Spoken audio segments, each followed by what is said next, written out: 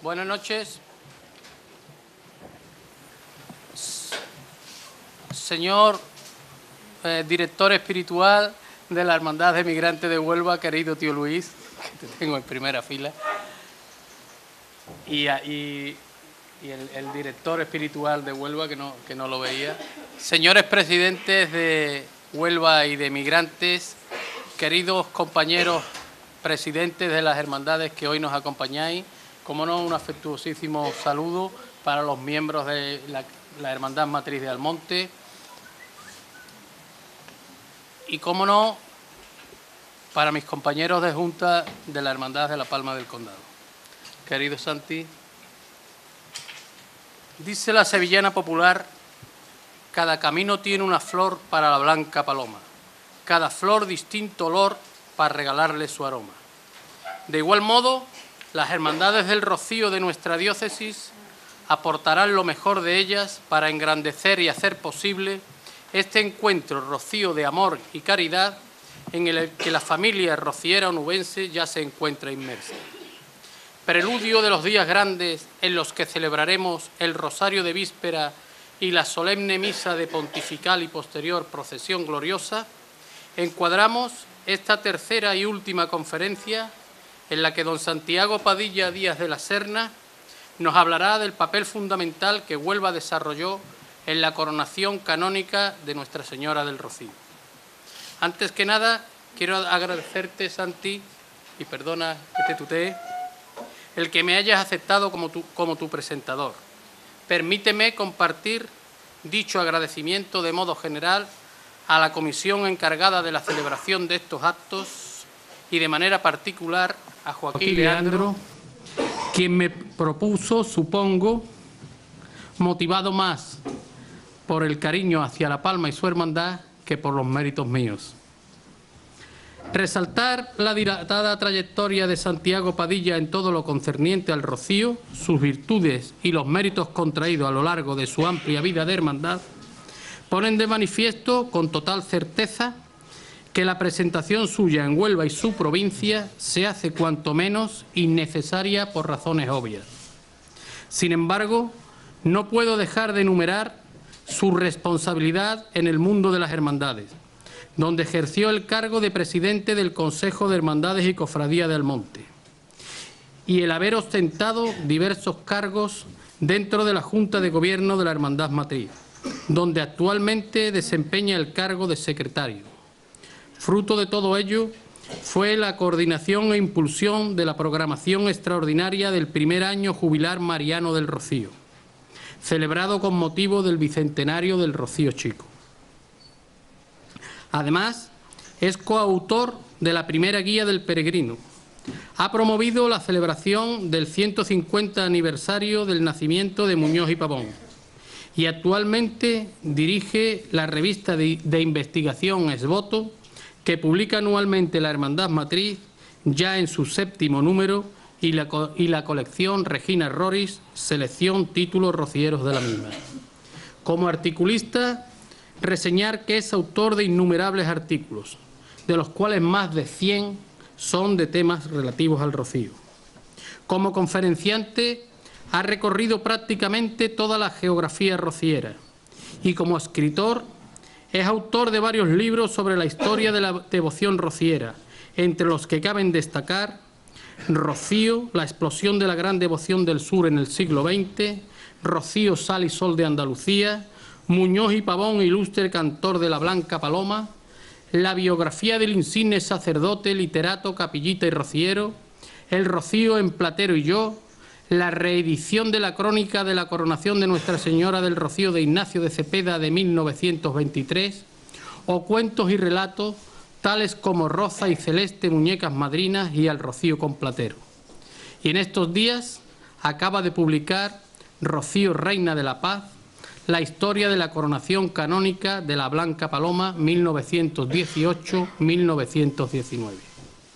Como podemos ver, esto es lo más destacado de la fértil obra de este almonteño, diplomado en Administración de Empresas y licenciado en Derecho en la especialidad de Derecho Público, que actualmente es gerente de la Asociación de Hoteles de Sevilla y Provincia y secretario general de la Federación Andaluza de Hoteles y Alojamientos Turísticos. Pero todo lo enumerado, que al fin y al cabo no viene más que a engrandecer su merecida y dilatada trayectoria por el mundo rociero y sus hermandades, como ya dije al principio, puede resumirse catalogando a Santiago Padilla Díaz de la Serna como apasionado de la investigación y el estudio de todo lo referente al rocío, enamorado de Almonte, admirador de su entorno, entusiasta de las hermandades, adorador del divino pastorcito y devoto de su amantísima Madre del Rocío. Muy bien, muchas gracias. Muchas gracias.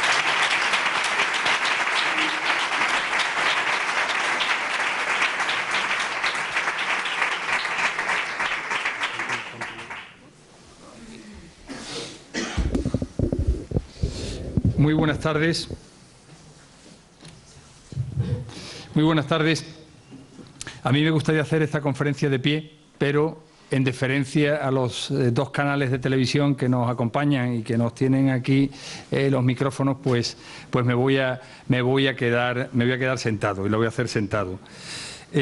Muchas gracias a las hermandades de Huelva y emigrantes por hacerme partícipe de estas charlas, de estas conferencias preparatorias de ese gran acontecimiento que a todos nos tiene la piel o los pelos de punta, que es esa magna que estáis organizando para principios de noviembre, que estoy seguro, estoy convencido plenamente va a ser un acontecimiento inolvidable en nuestras vidas, inolvidable, y animaros a ustedes y a las otras hermandades que estáis aquí de la provincia de Huelva a seguir trabajando en este empeño, en este propósito que sin duda creo que la devoción rociera y estos 100 años de la coronación de la Virgen del Rocío lo merecen. Me voy a ahorrar más protocolo de entrada. Gracias a todos los que habéis venido a esta conferencia que hemos titulado Huelva en la coronación canónica de María Santísima del Rocío.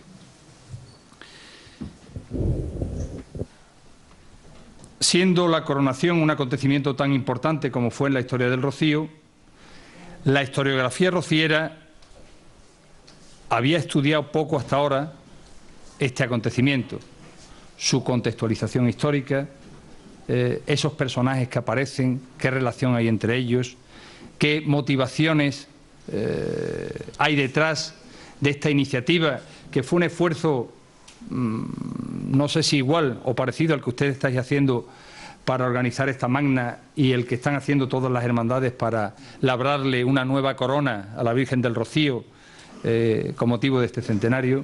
Un esfuerzo grande, una apuesta de una serie de personas con nombres y apellidos. Y pensando que el centenario podía ser una buena ocasión para hacerlo, pues hace ya un par de años o tres me puse manos a la obra, teniendo en cuenta que con motivo del 90 aniversario pues ya había tocado un poco el tema de cerca cuando hice la biografía de ese personaje fundamental en la coronación de la Virgen, que fue Muñoz y Pavón, el presbítero Hinojero, con los trabajos que yo había avanzado ya para ese libro que se publicó en 2011, y otra información que hemos podido ir recabando, pues me puse manos a la obra. Pero yo en esta conferencia me centro y me pongo la lupa un poco en Huelva, en la ciudad de Huelva, en la capital de la provincia. Las luces y las sombras, porque donde estamos los seres humanos pues siempre hay luces y hay sombras, de su aportación y de su contribución a la coronación de la Virgen del Rocío en 1919. El Rocío había llegado a Huelva antes de 1919. Ustedes en vuestra página web tenéis una fecha que es 1700 y pico, en el que ya se identifica un donativo de un onubense a la Virgen del Rocío, pero hay un documento muy interesante que es el libro de hermanos de la Hermandad del Rocío de Triana, que empieza en 1813, y en donde hay asentados gente de muchos sitios y hay asentada gente de Huelva a lo largo del siglo XIX, antes de que se fundara la hermandad en 1880. Por cierto, hago un paréntesis. Gracias por tu presentación, me gusta mucho. Decía que hay asentado onubenses que se hacen hermanos de Triana a lo largo del siglo XIX. Onubenses, gente de San Juan de Alnafarache, gente donde después han surgido hermandades, ¿Por qué era esto así? Porque se hacían hermanos durante la romería, en la Pascua de Pentecostés, en el Real del Rocío. Entonces, gente que pasaba por allí, pues allí mismo se hacían hermanos de la Hermandad del Rocío de Triana y de otras hermandades. Lo que pasa es que de otras hermandades, desgraciadamente, no conservamos libros de hermanos tan antiguos. Por tanto, como digo, la devoción a la Virgen del Rocío en Huelva venía de atrás, aunque cristalizó en 1880, como ustedes mejor que yo saben. En esa fundación, entre los fundadores, se habla de un Juan de la Corte y Mora, que fue hermano mayor. Hay dos libros sobre la historia de la Hermandad del Rocío de Huelva, en uno de ellos no consta, en otro sí. Fue hermano mayor de la hermandad en 1891, además de ser uno de los fundadores. Es el que presenta la documentación al Ayuntamiento de Almonte.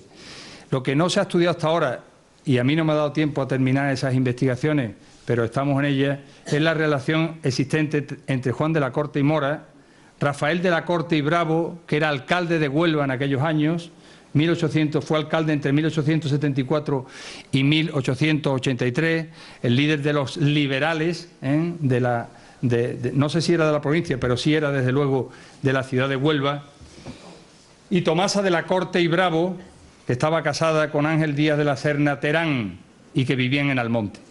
Ese círculo de relaciones familiares probablemente tengan algo que contarnos en la fundación de la Hermandad de Huelva en 1880.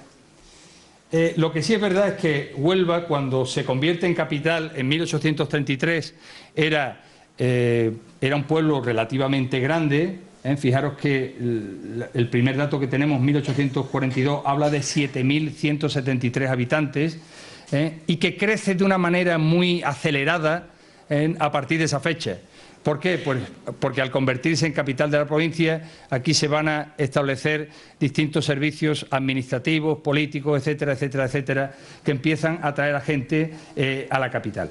Y coincide además el crecimiento más importante con el inicio de las explotaciones de las minas en Río Tinto, el establecimiento de una colonia allí, de una colonia aquí en la ciudad de Huelva de británicos, que necesitó de mucha mano de obra.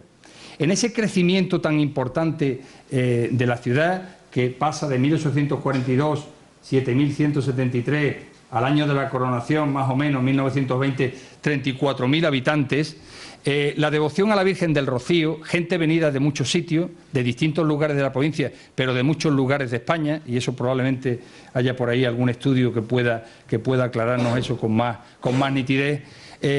Una ciudad que crece a esa velocidad necesita alguna guía, alguna referencia que aúne, que aglutine, que haga comunidad, etcétera, etcétera, etcétera.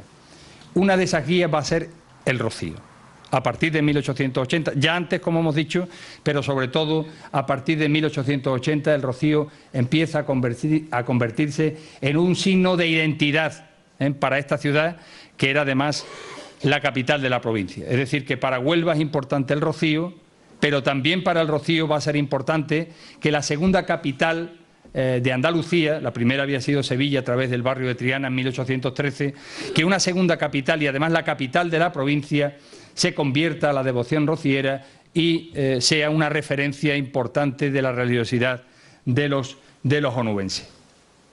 A finales del siglo XIX, principios del siglo XX, hay un problema generalizado en España y en Andalucía y en Huelva, que es un alejamiento de las personas de las prácticas religiosas.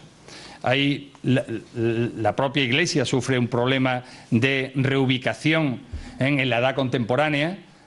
No es lo que fue, ni muchísimo menos, tiene que reubicarse, y en ese entresijo, con la aparición de determinados movimientos sociales y políticos, hay un alejamiento muy importante de las prácticas religiosas. En Huelva, además, esa situación se agudiza con ese establecimiento de la colonia británica, de tal manera que, por un lado, hay un alejamiento de la fe de muchas personas, y por otro lado hay un acercamiento de una serie de personas al protestantismo porque es, digamos, son los que tienen el dinero, los británicos son los que tienen el dinero en ese momento. De las 4 o 5 escuelas que había en Huelva a principios del siglo XX, 3 eran protestantes, 1 o 2 eran católicas, había un problema de educación muy grande. Y ese es un problema añadido, particular, en que se produce en Huelva. Hasta tal punto de que el cardenal Spínola decide mandar en una misión arriesgada, en una misión, bueno, pues para intentar reconducir esa situación, manda a Huelva a San Manuel González García, que sustituye al antiguo arcipreste de la ciudad, que por cierto había lanzado en la prensa de Huelva, a finales del siglo XIX la idea de coronar, con motivo del aniversario del descubrimiento de América, de la Virgen de la Rábida. Lo había lanzado en la prensa, pero no se coronó. Esa idea no se llegó a hacer posible. Eso significa que lanzar la idea de una coronación y llevarla a término tenía su complejidad. En el Rocío salió muy bien, pero unos años antes se había intentado con la Virgen de la Rábida con motivo del 4º centenario del descubrimiento de América, y aquello no salió.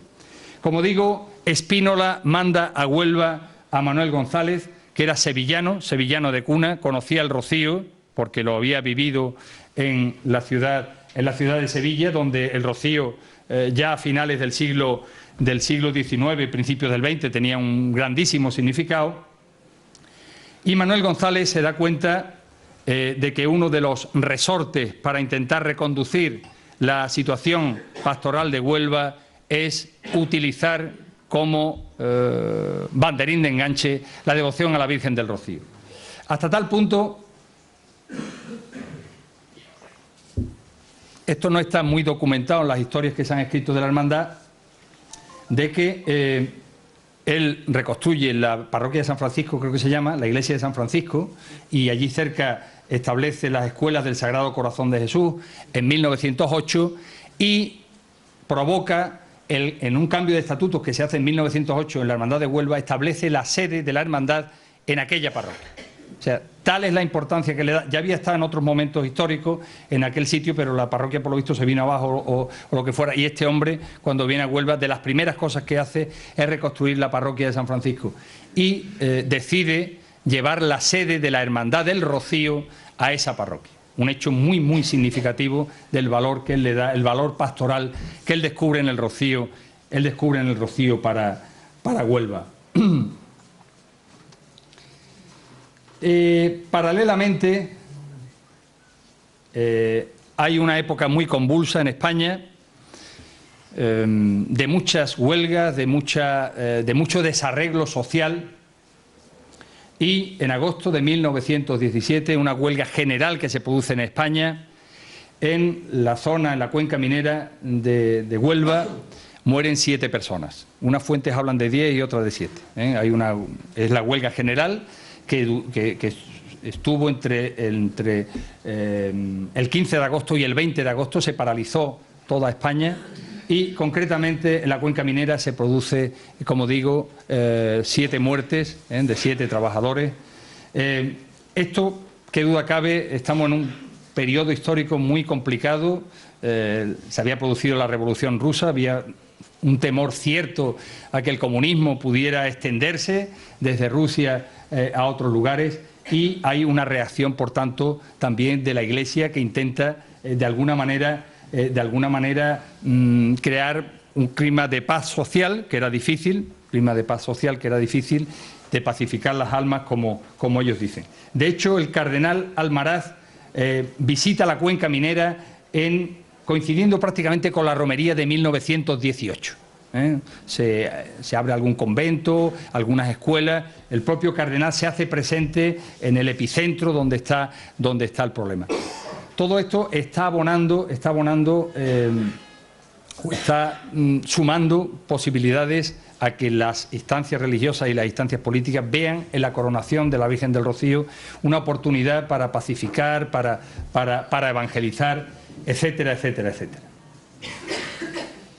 Y en esto que nos encontramos en la romería de 1918. La romería de 1918 es el arranque de la coronación de la Virgen del Rocío. No me voy a detener en detalle, pero una semana después, nuestro Muñoz y Pavón escribe en el Correo de Andalucía, el 25 de mayo de 1918, escribe su artículo La pelota en el tejado, en el que lanza la idea y compromete a una serie de rocieros insignes de la época para que se sumen a la iniciativa y poder así tener una base sobre la que promover el proyecto. Surge desde el primer momento, y esto va a tener una repercusión muy directa en el caso de Huelva, una discrepancia, porque en el año 15, es decir, 3 años antes, el presbítero de Niebla, que tienen ustedes en la fotografía de abajo a la derecha, el sacerdote que está más esquinado a la derecha, en un certamen nacional literario, había lanzado la idea de la coronación de la Virgen del Rocío. Era un cuento muy ingenuo que se titula El traje de luces, pero en ese cuento no lanzaba la idea de una manera superficial o tangencial. No, era un hilo argumental del cuento, era la coronación de la Virgen del Rocío. No sabemos en qué medida eso pudo inspirar a Muñoz y Pavón. Es verdad que estamos en un contexto de coronaciones en España y en Hispanoamérica. El Rocío era una devoción acreditada, pero, como digo, esto va a crear desde el primer momento una situación de discrepancia que este jurado Carrillo, presbítero de Niebla, reivindica un papel en la coronación que no se le da. Y eso de alguna manera se va a polarizar en una cierta rivalidad entre Huelva y Sevilla, que capitaliza, como digo, este presbítero. He aquí una de las sombras anecdóticas, porque afortunadamente el resultado fue magnífico, pero una de las sombras de la coronación. Como digo, se lanza el tema en el año 18. ¿Quién es el personaje fundamental de la coronación en Huelva?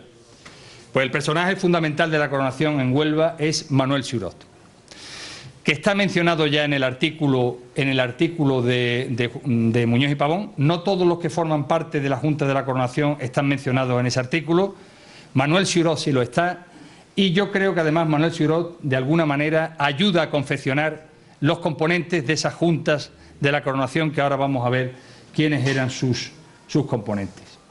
Muñoz y Pavón no duda en utilizarlo como referencia. Fijaros que las escuelas del Sagrado Corazón ya tenían 10 años de recorrido, se habían convertido en una referencia a nivel nacional, estas escuelas que había promovido para educar a los niños pobres de Huelva, y, como digo, Muñoz y Pavón apuesta por él. Hay un círculo de relaciones entre todos los componentes de esta Junta, obviamente, y en ese círculo de relaciones Manuel Siurot es uno de los pivotes, es uno de los pivotes importantes. Él hizo una de las aportaciones más interesantes que se hacen para la coronación, que es esa obra, La Romería del Rocío, que se edita en octubre de 1918 y que él promueve para sufragar los costes de la coronación. Se editan 3.000 ejemplares de esta pequeña obrita, que es una obrita deliciosa, escrita por un autor de referencia, porque Siurot lo es en muchos sentidos, también en el Rocío. Y como digo, se editan 3.000 ejemplares.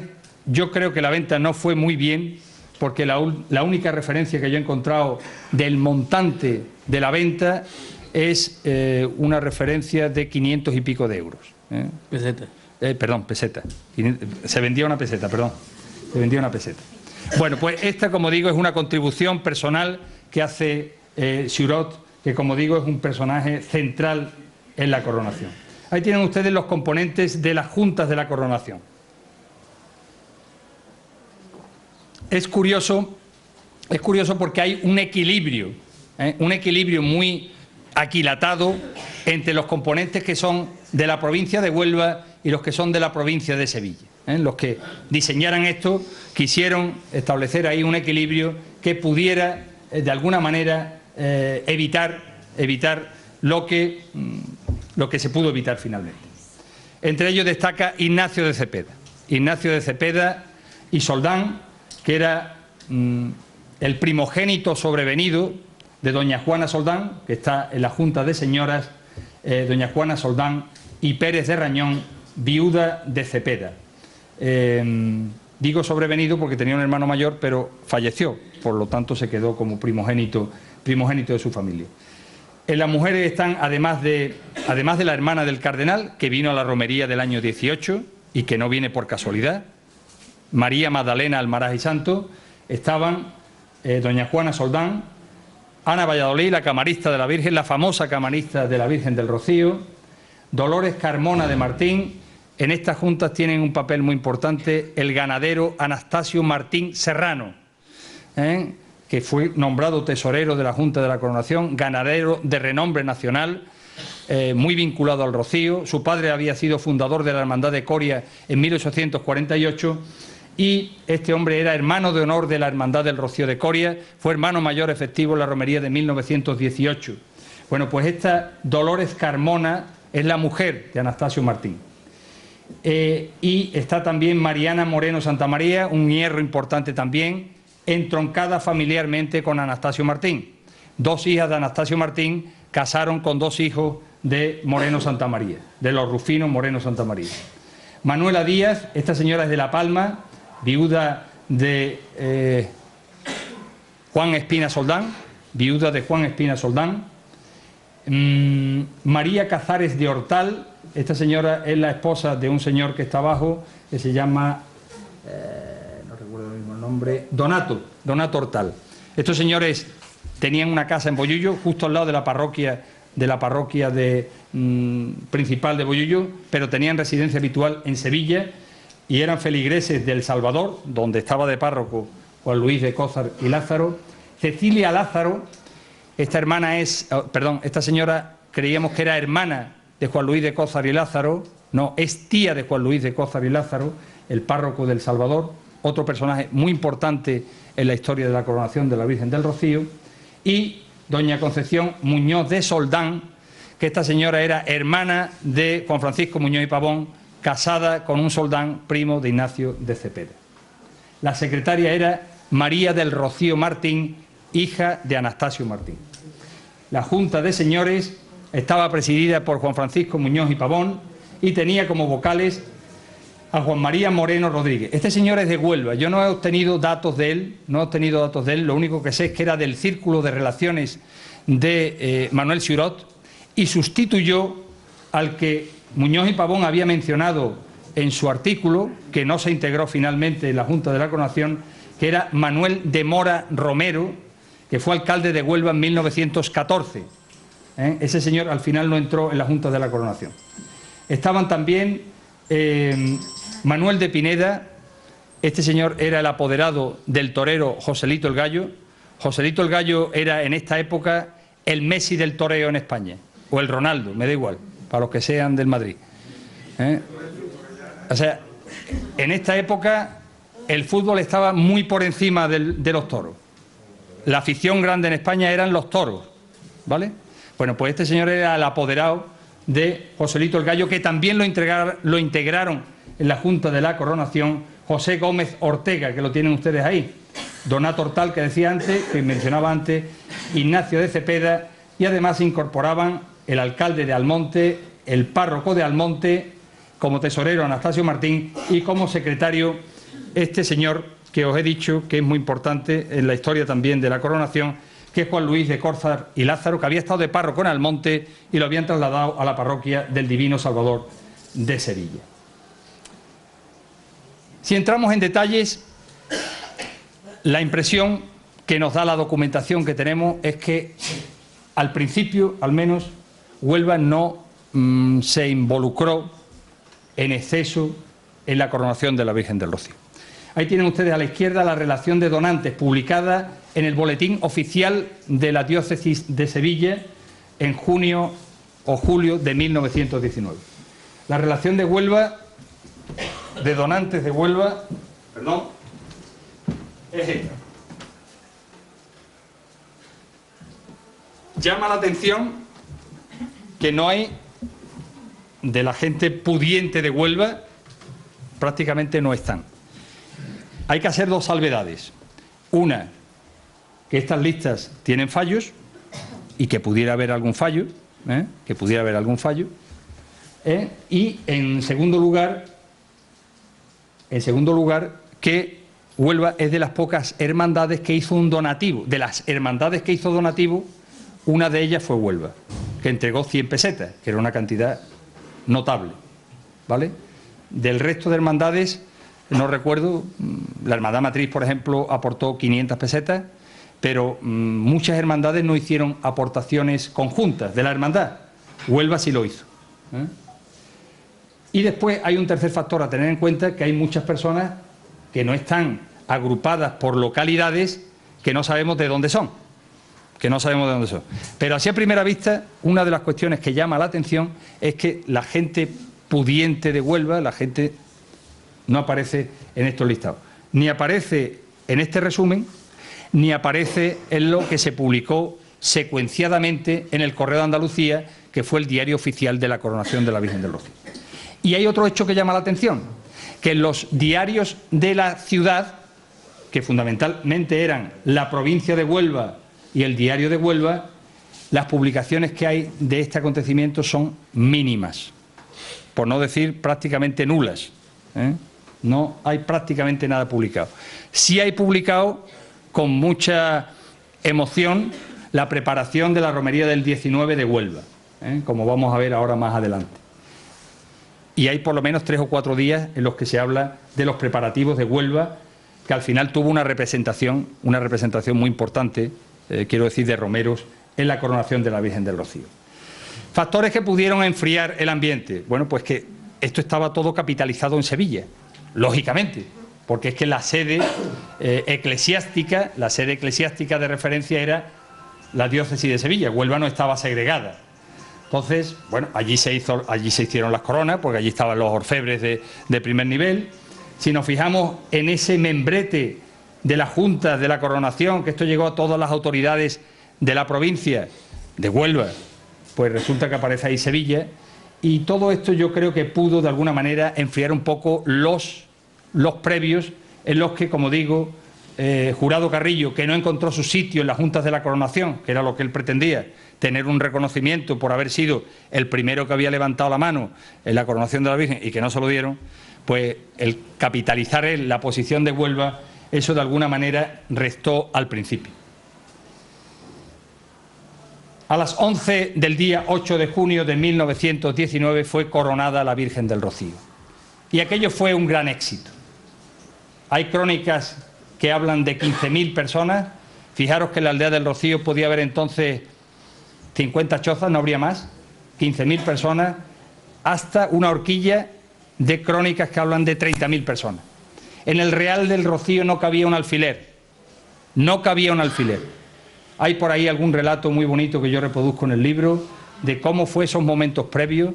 La gente se acercaba al lugar donde iba a ser coronada la Virgen, que había sido trasladada en la madrugada de ese día por un grupo muy selecto de rocieros, a los que se sumaron los que estaban despiertos. Cómo la gente estaba arrodillada en el Real del Rocío, esperando la hora en la que la Virgen fuera coronada, y los cronistas, hablo por ejemplo de Ignacio de Cepeda o hablo de Muñoz y Pavón, se paran en el momento que tienen que describir el momento de la coronación, lo que vivieron, lo que sintieron, lo que experimentaron en sus vidas. Huelva tuvo la satisfacción de estrenar en esa romería un Sin Pecado, que yo no sé, ¿se conserva el Sin Pecado de 1919? Bueno, Huelva fue una de las 2 hermandades que estrenaron Sin Pecado en 1919. Eso nos está diciendo que efectivamente había motivación, que había motivación, y que si por un lado la cosa estuvo fría, por otro la propia hermandad consiguió que hubiera estímulo. Y el señor que hizo ese Sin Pecado es nada menos que Rodríguez Ojeda, el gran bordador sevillano que revolucionó la estética de la Semana Santa de Sevilla y que revolucionó la estética de los Sin Pecados del Rocío también. Los Sin Pecados antiguos del Rocío, la mayoría de ellos eran blancos, y las carretas y los cajones de las hermandades eran blancas, aludiendo a la pureza de María. veníamos del dogma de la Inmaculada Concepción en 1855, había un fervor de ese hito, y los primeros sin pecado y los primeros cajones de las Hermandades del Rocío eran blancos, en alusión a la pureza de la Virgen. Este señor revolucionó, como digo, la estética también del Rocío, él fue directivo de la Hermandad del Rocío de Triana,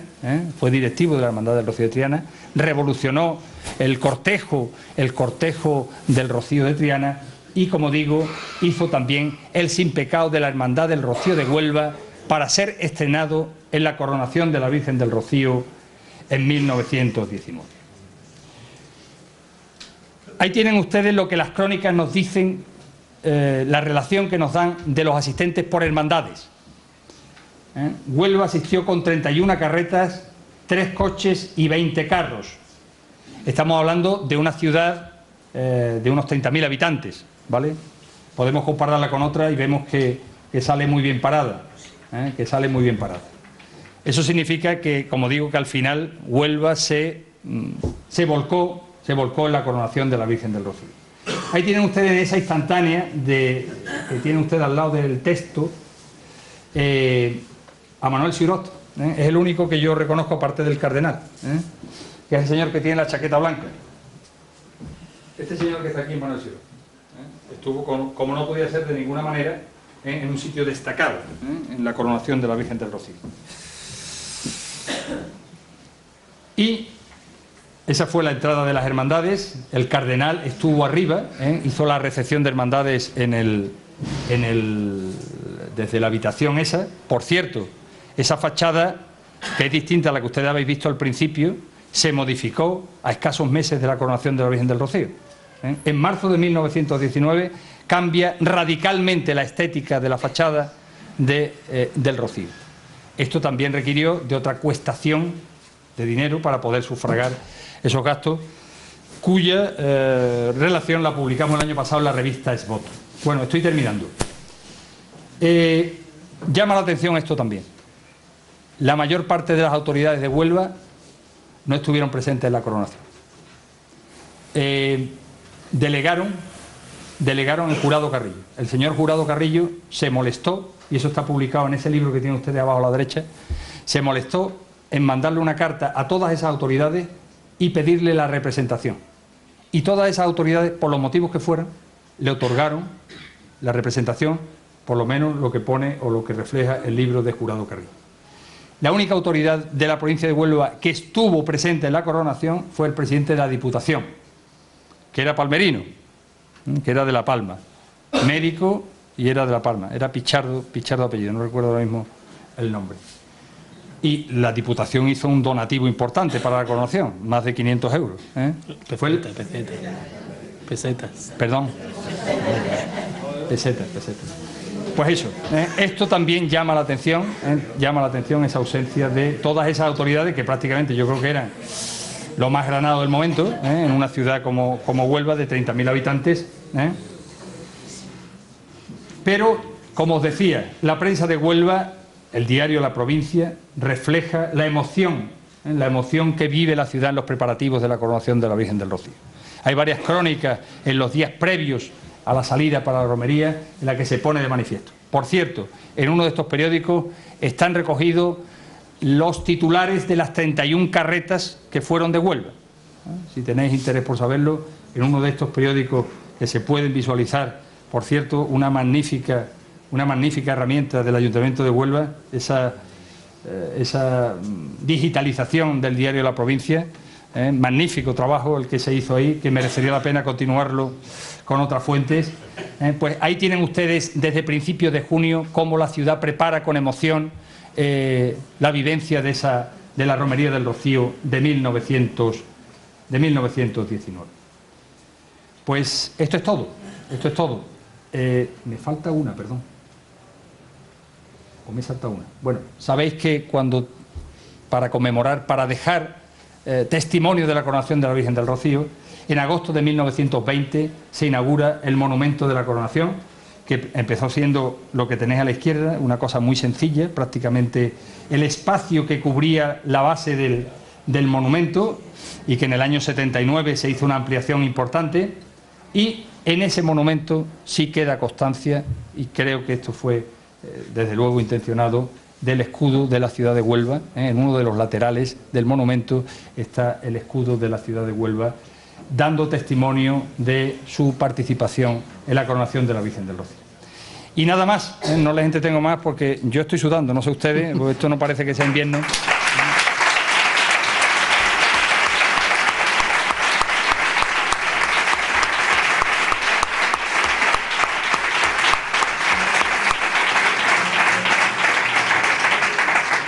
Y quiero terminar como empecé, animando a que los actos del día 2 y 3 sean una experiencia inolvidable, que queden para la posteridad, para la historia de la devoción rociera. Mucho ánimo y adelante. Gracias.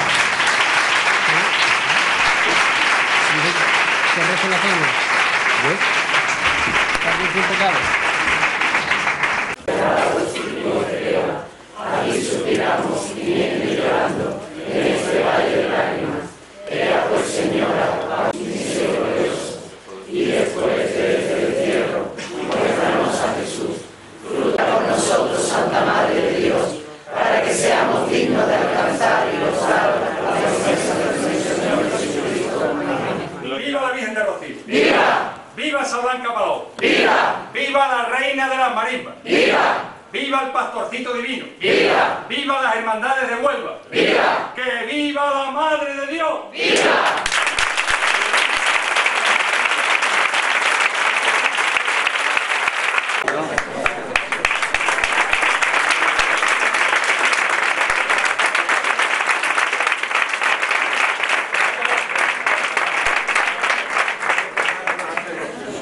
Sabíamos que teníamos asegurada esta conferencia con tu presencia. Muchas gracias. Precioso, precioso. Santi.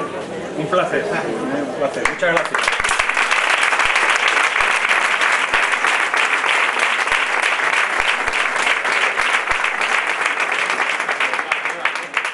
Permitidme un inciso. A principios de noviembre, si Dios quiere, el libro no ha salido todavía. Va a salir a principios de noviembre, lo presentaremos aquí en Huelva. Rocío, Reina de la Paz. Un título que ojalá seamos capaces de recuperar con motivo del centenario también.